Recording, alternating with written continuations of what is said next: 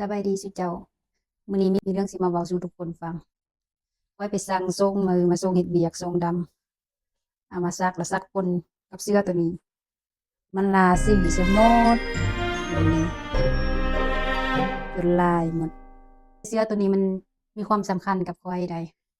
เสื้อตัวนี้เป็นเจ้าของแบรนด์เขาเจ้าส่งมาให้ข้อยโฆษณาแต่2ปีที่แล้วพู้นน่ะเป็นสินงานทำอิฐของข้อยแต่เขาให้โอกาสส่องน้อยๆของข้อยก็ส่งมาให้ข้อยรีวิวให้แต่ก็รักษาไว้บ่ได้ พอแต่ถ่ายคลิปแล้วนะ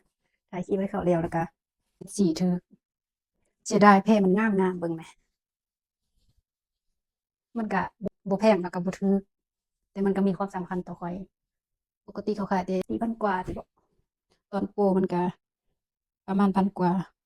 มีคนถามซื้อนำข้อย1,200นี่แหละแต่บ่ยอมขายก็คิดว่าเอาไว้เป็นที่ระลึกสินะมันเป็นชิ้นงานชิ้นทำอิฐ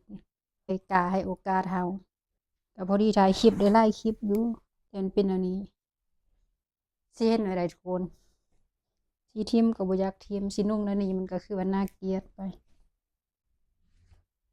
คอมเมนต์บอกได้เด้อสิเฮ็ดแนวใดผู้ใดมีวิธีเพราะว่ามันเป็นนุ่งเป็นรูปร่างคือเก่านั่นน่ะบอกกันได้เด้อเสียดาย